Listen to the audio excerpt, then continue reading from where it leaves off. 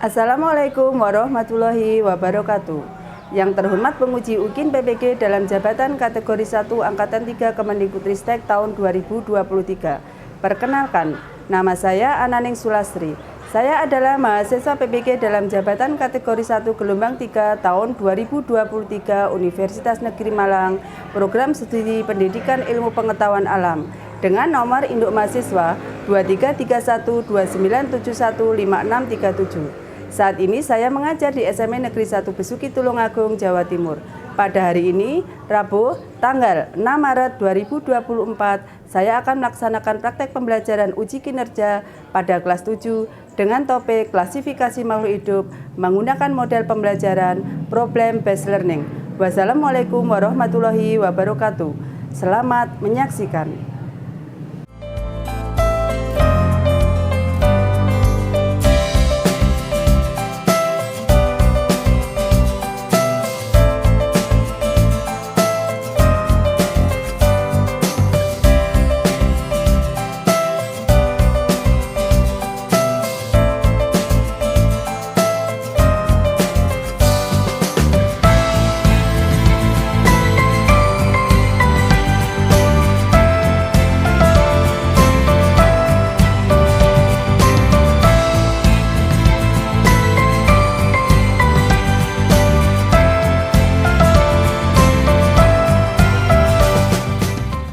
Assalamualaikum warahmatullahi wabarakatuh.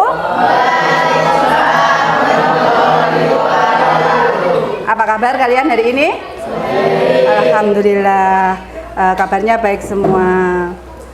Sebelum kita mulai pembelajaran, marilah kita berdoa dulu sesuai dengan agama dan kepercayaan kita masing-masing supaya pembelajaran kali ini kalian mendapat ilmu yang bermanfaat dan bisa kalian manfaatkan di kemudian hari. Nah, silakan ketua kelas memimpin doa.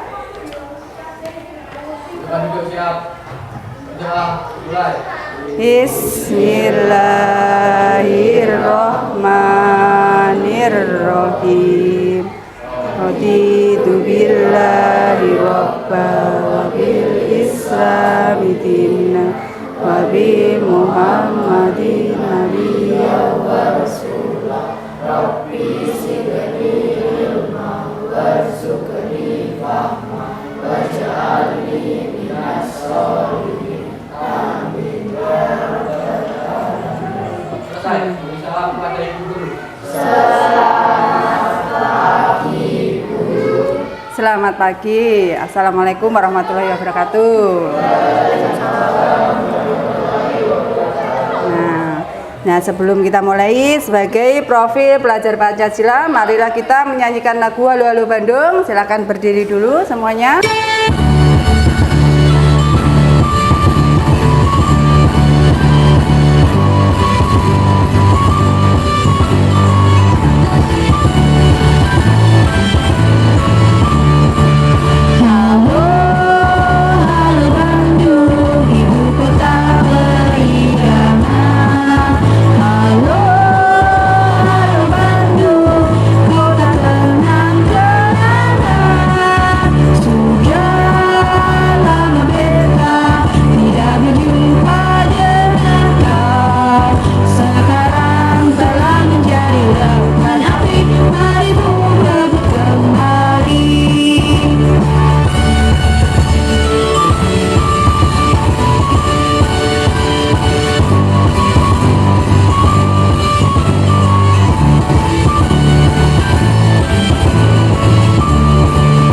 Silakan duduk kembali.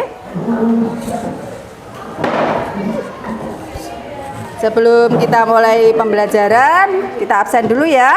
Hari ini ada yang tidak masuk? Tidak ya? Nihil semua. Alhamdulillah. Berarti kalian semua di kelas ini dalam keadaan sehat semua. Semuanya masuk nihil.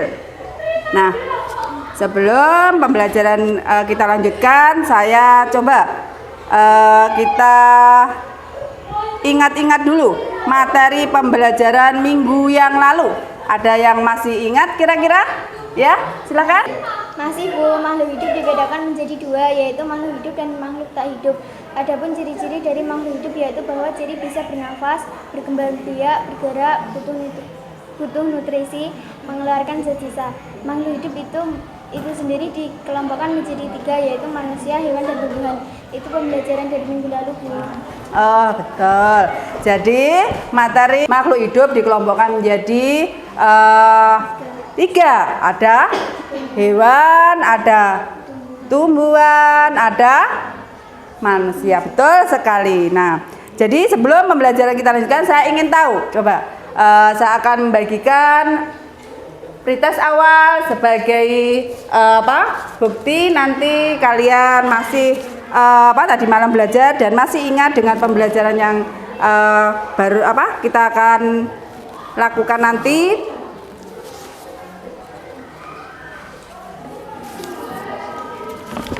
Kerjakan di lembar terakhir. Jangan lupa untuk diberi nama.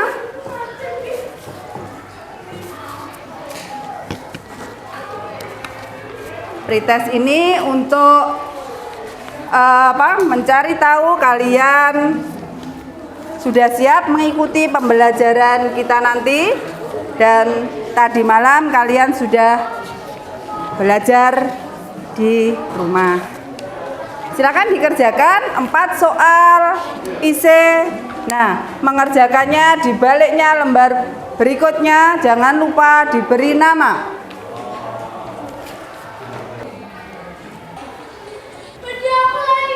Sudah selesai? Nah, kalau sudah dikumpulkan. Nah, jadi pretest ini untuk membuktikan kesiapan kamu dalam pembelajaran kita hari ini. Oke. Baiklah. Saya akan menampilkan sebuah video pembelajaran.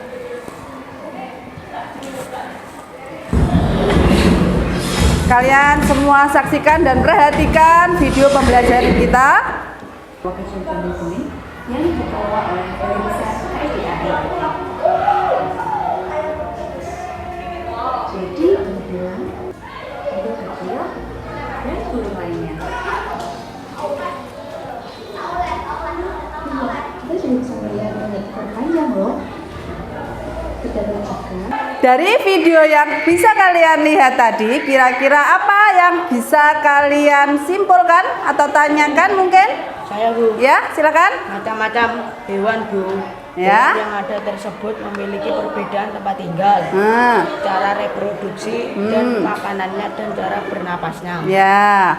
Jadi dari video tadi kalian bisa menyimpulkan atau bisa mencari bahwa setiap makhluk hidup itu memiliki tempat tinggal yang berbeda.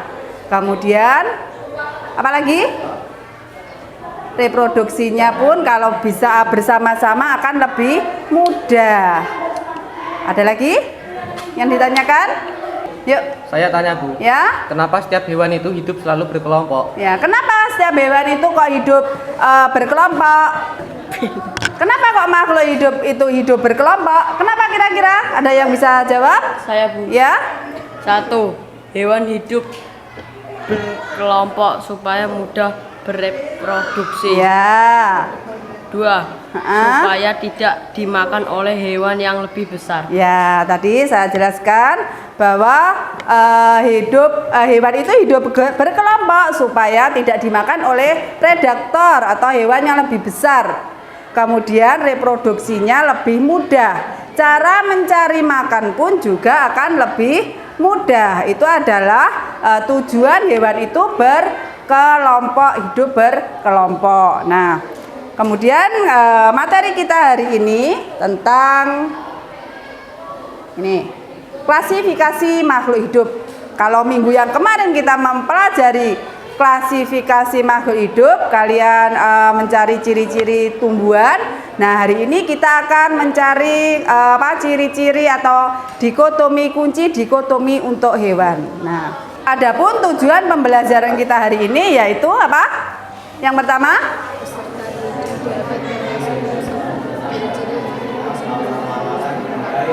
ya, Yang kedua, peserta didik dapat mengelompokkan hewan berdasarkan kunci determinasi. nah, jadi tujuan pembelajaran kita hari ini yaitu mendeskripsikan ciri-ciri hewan berdasarkan karakternya. Yang pertama, yang kedua yaitu mengelompokkan hewan berdasarkan kunci dikotominya. Nah, itu adalah tujuan dari pembelajaran kita. Teknik penilaiannya nanti Ibu akan menggunakan teknik penilaian formatif dan sumatif. Nah, penilaian formatif itu yang seperti apa? Penilaian formatif itu adalah penilaian kelompok, diskusi, sopan santun kalian, kemudian hasil diskusi, kekompakan kelompok itu masuk dalam teknik penilaian formatif. Sedangkan penilaian sumatif itu diambil dari ulangan, kemudian tes, pretest itu diambil sebagai nilai sumatif. Sudah jelas kalian? Nah, sudah. Nah, jadi makhluk hidup dikelompokkan tadi dengan tujuan apa? Makhluk hidup dikelompokkan? Ya?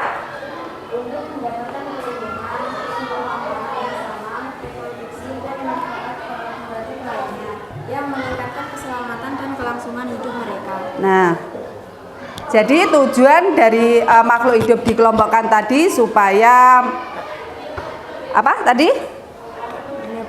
Mendapatkan perlindungan, kemudian sumber makanan yang mudah, reproduksi, dan manfaat. Nah, kolaboratif yang lain. Nah, itu adalah tujuan dari klasifikasi makhluk hidup. Nah, jadi nanti kalian akan melakukan kegiatan berdiskusi dengan kelompok dalam membuat kunci dikotomi. Nah, kunci dikotomi nanti bisa kalian lihat di buku paket kalian sebagai literatur. Nah,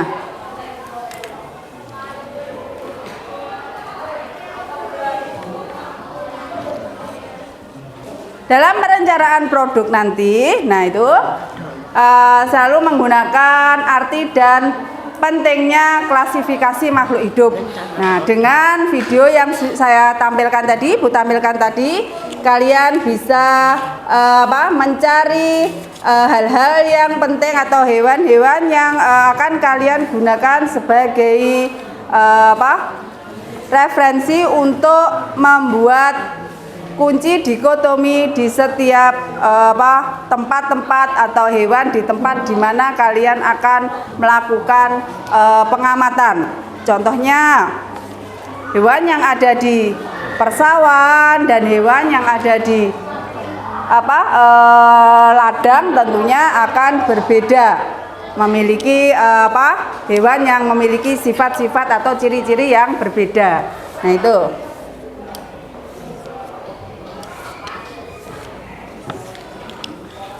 Tugas kelompok. Dalam tugas kelompok ini silakan mencari kelompok masing-masing seperti minggu-minggu yang lalu. Silakan berkelompok, membentuk kelompoknya masing-masing untuk melakukan kegiatan diskusi kalian. Silakan. Yuk, berkelompok.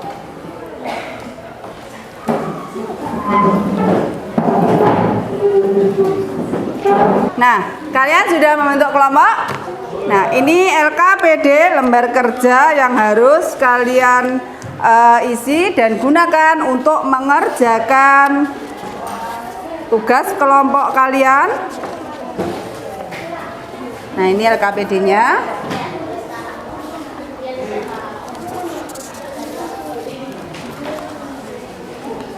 Tugas kalian apa? Membuat bagan dan membuat apa?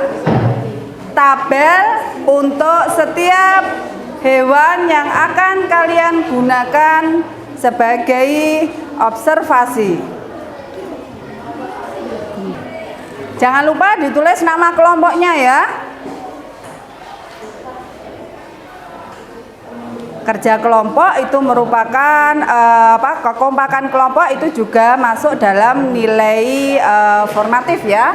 Jadi silahkan dikerjakan sesuai dengan ya nama kelompoknya ditulis.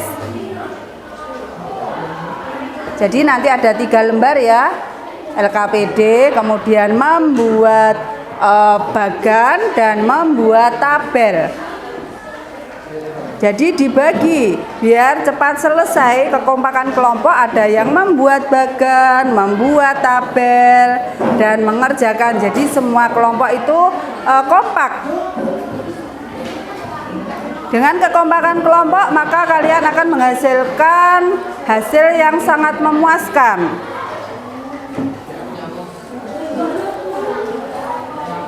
Ayo. Nah, ini mejanya jadikan 1. Gimana? Nah, tabelnya dikerjakan di sini. Ini tabelnya dikerjakan di sini. Kemudian nanti ini bagannya ya nah ya betul.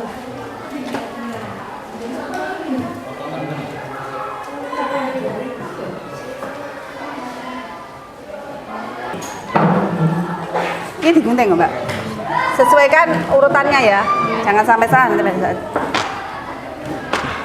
Gambare iki ditempelnya ning ngisor iki. Kelompok 1 gambare 1 2 3 4. Ya.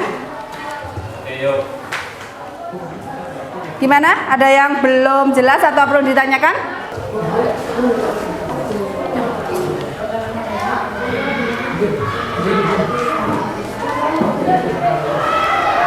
Gimana?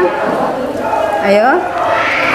Jadi kekompakan kelompok itu nanti ada nilainya juga. Kalian kompak melakukan pekerjaan aktif. Nah,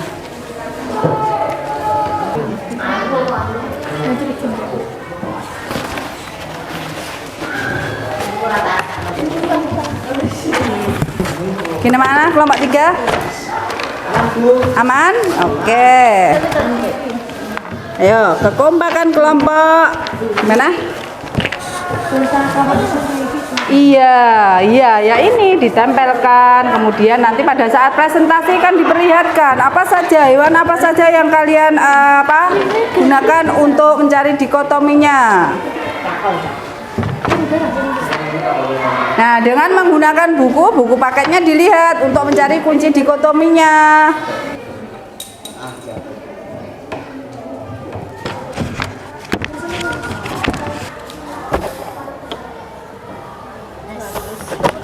Enggak, langsung ditempel saja. Nah, seperti kelompok 1, dia kompak, ada yang mengerjakan tabel, ada yang mengerjakan ini bagannya.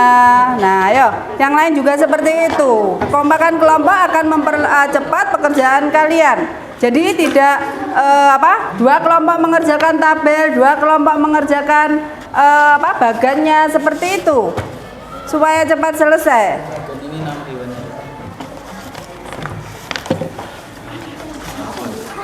Ini seperti kekompakan kelompok itu bisa membuat hasil kelompok kalian lebih bagus dan lebih maksimal, dan juga akan selesai tepat waktu tentunya.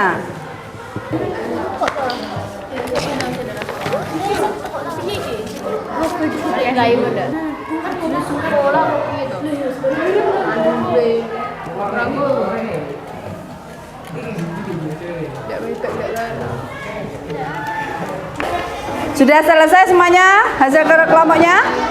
Sudah? Nah, sekarang kalian waktunya mempresentasikan hasil kerja kelompok kalian. Dimulai kelompok 1, dibacakan hasil kerjanya, bagannya, kemudian tabelnya. Silakan dibaca ke depan. Kelompok yang lain silakan untuk melihat dan mengobservasi hasil kerja dari kelompok 1. Nah, ya bagannya yang dibacakan nanti. Silakan kelompok 1 untuk mempresentasikan hasilnya. Kelompok yang lain silakan menyimak hasil kerja dari kelompok 1. Assalamualaikum warahmatullahi wabarakatuh. Saya dari kelompok 1. Nama saya Yuki Leticia Lela Agustina dan nama kelompok anggota saya Gisya Martaria. Saya dari Sanika Sari. Saya Istaminda Putri Melia. Saya Zirina Sita. Lokasi observasi kita adalah sawah. Hewan yang kami temukan di persawahan yaitu burung pipit, semut, belalang, siput, katak, kadal, kupu-kupu. Kunci dikotomi. Burung 1A bertulang belakang vertebrata. 2A burung memiliki bulu. Katak 1A katak bertulang belakang, tidak memiliki bulu, bernafas dengan paru-paru, tidak memiliki ekor. 1A katak bertulang belakang. 2B tidak memiliki bulu. 4A bernafas dengan paru-paru. 7B tidak memiliki ekor. Kadal 1A kadal bertulang belakang. 2B tidak memiliki bulu. 4A bernafas dengan paru-paru. 7A memiliki ekor. Semut 1B semut tidak memiliki tulang belakang. 3B tidak memiliki sayap. 6B tidak punya cangkang. Belalang 1B belalang tidak memiliki tulang belakang. 3A memiliki sayap. 5B metabolisme sempurna. Siput 1B siput tidak memiliki tulang belakang.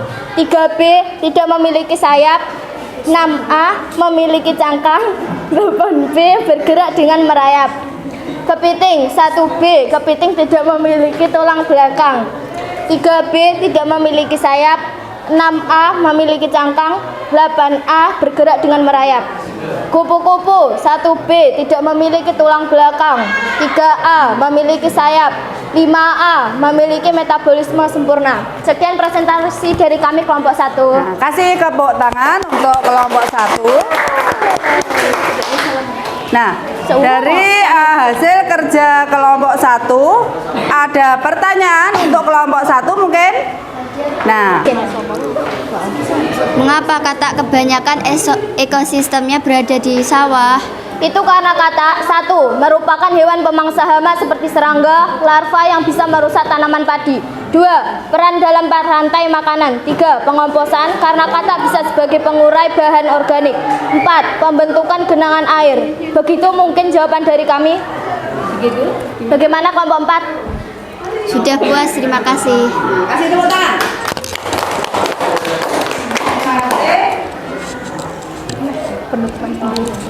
Silakan duduk kembali. Itu presentasi dari kelompok 1. Kelompok 2 silakan mempresentasikan hasil kerja kelompoknya.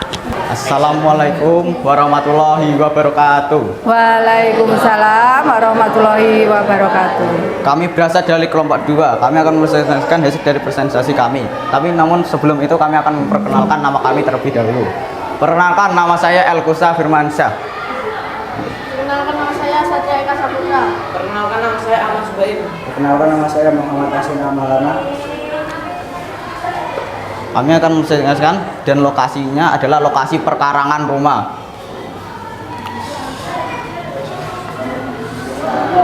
Ayam 1A ayam bertulang belakang. 2B tidak menyusui. 5B hidup di darat. 6A mempunyai bulu. 7B tidak bisa terbang. Ikan koi 1A ikan koi bertulang belakang. 2B tidak menyusui. 5A hidup di darat. Kucing 1A kucing bertulang belakang. 2A menyusui anaknya. 4A dan mendaging karnivora atau karnivora. Kambing 1A kambing bertulang belakang. 2A menyusui anaknya. 4B memakan tumbuhan atau herbivora. Cicak seding cok. 1A cicak bertulang belakang. 2B tidak menyusui. 5B hidup di darat. 6B tidak memiliki bulu. Burung dekuku 1A bertulang belakang. 2B, tidak menyusui. 5B, hidup di darat. 6A, memiliki bulu. 7A, bisa terbang. Semut. 1B, semut tidak memiliki tulang belakang. 3B, tidak memiliki sayap. Kupu-kupu. 1B, kupu-kupu tidak memiliki tulang belakang. 3A, memiliki sayap untuk terbang. Ya? Demikian. Sudah? Nah, kasih tepuk tangan untuk kelompok B, presentasi kelompok 2. Nah, Kita syuting ora, Sob? mungkin ada pertanyaan dari kelompok yang lain untuk kelompok 2. Nah, silakan kelompok berapa? Kelompok 3, silakan.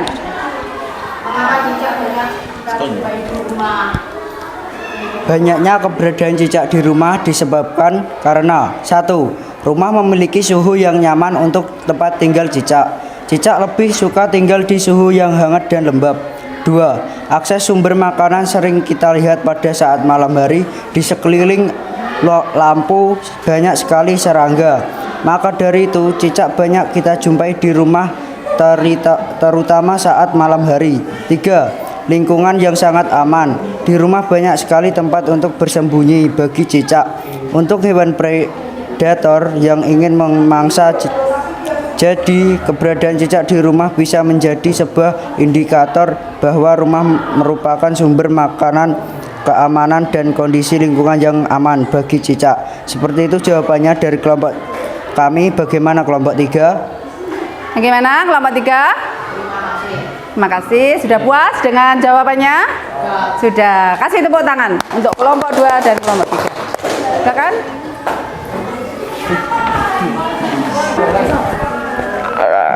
Silakan kelompok 3 mempresentasikan hasil kerja kelompoknya.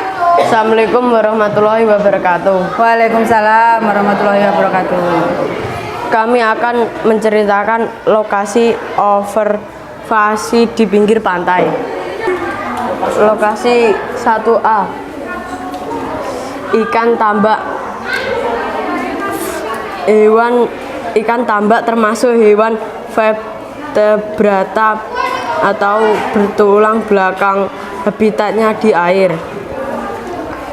Burung seriti merupakan hewan vertebrata bertulang belakang, habitat di darat atau aves, bertelur, memiliki sayap untuk terbang. Kucing hewan bertulang belakang, vertebrata, habitat di darat, reptil beranak, memiliki bulu.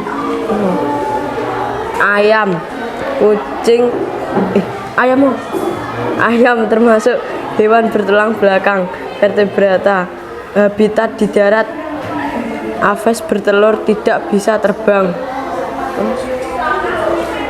Bunglon merupakan hewan vertebrata bertulang belakang, habitat di darat, reptil atau memiliki anak, tidak memiliki bulu. Berapa? Iya. 1B. Udang merupakan hewan invertebrata, tidak bertulang belakang, tidak memiliki sayap, bergerak dengan berenang. Kepiting termasuk dalam hewan invertebrata, tidak memiliki tulang belakang, tidak memiliki sayap, dan bergerak dengan merangka.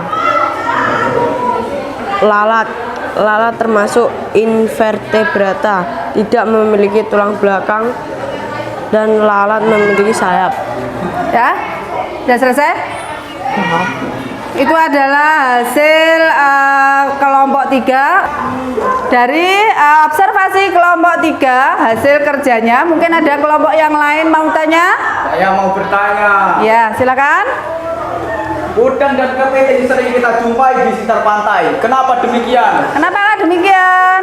Pesisir pantai merupakan habitat yang kaya akan alga, plankton yang kesemuanya itu merupakan makanan bagi kepiting dan udang, dan pantai merupakan lingkungan yang ideal bagi perkembangan populasi mereka.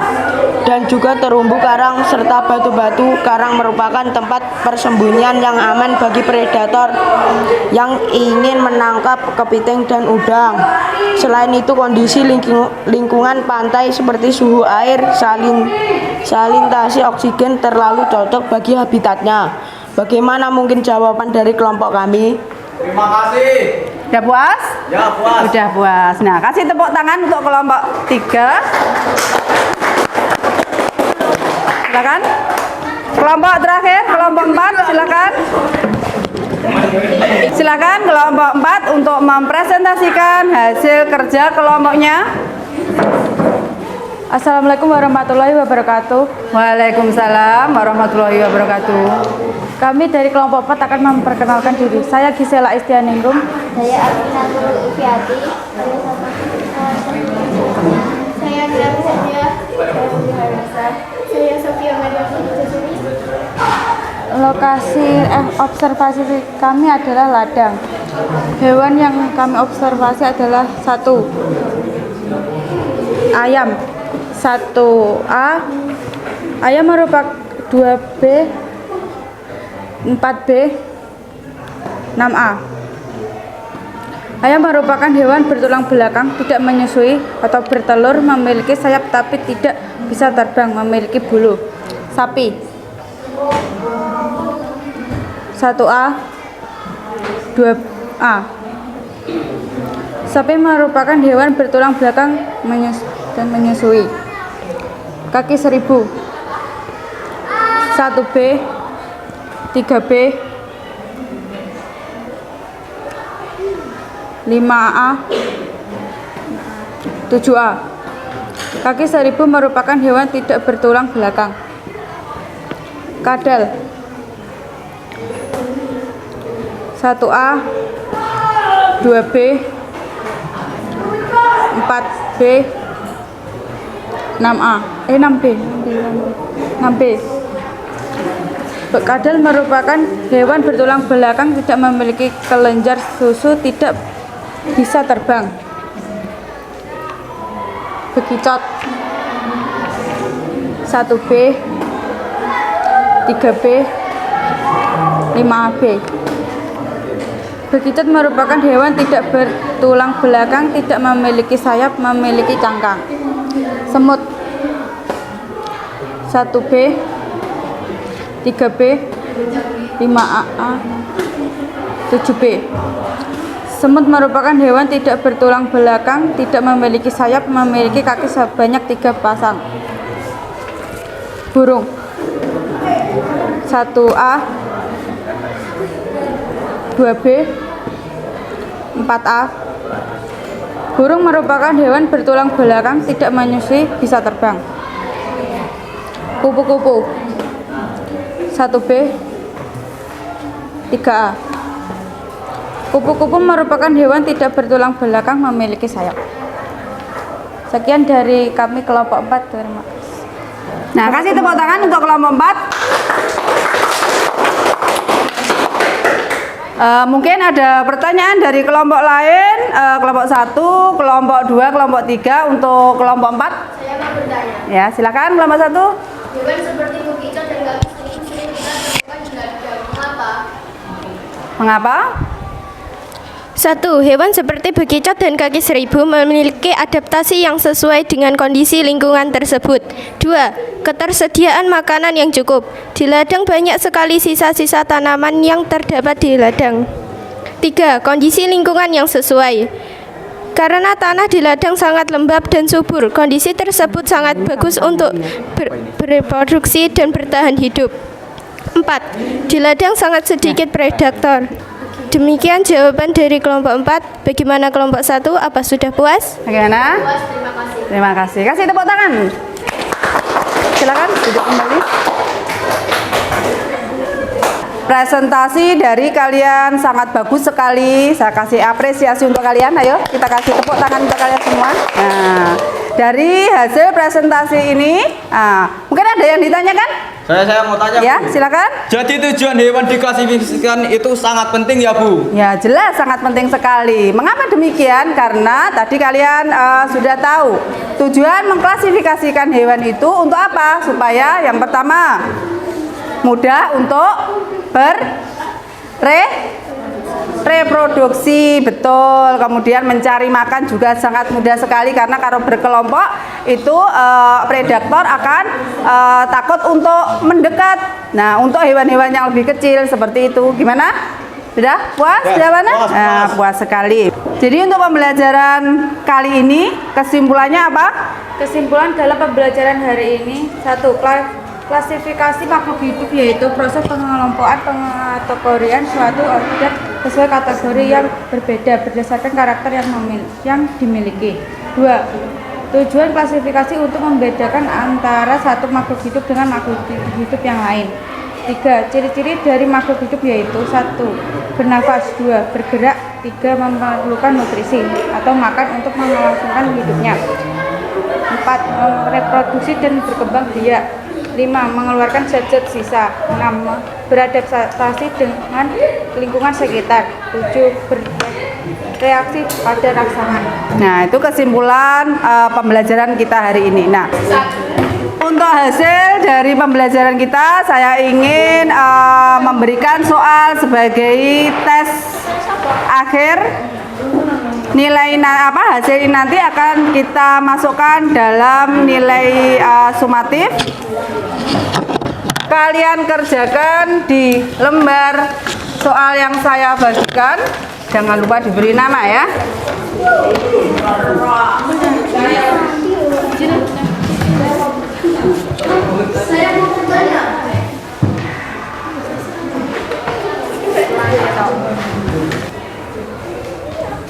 Belum ada?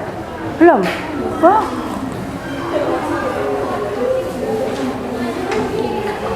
Nih.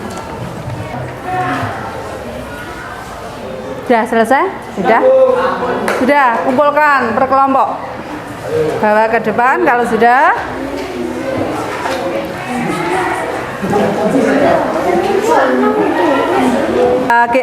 Kita sudah melakukan tes evaluasi pembelajaran, tes untuk hasil sumatif.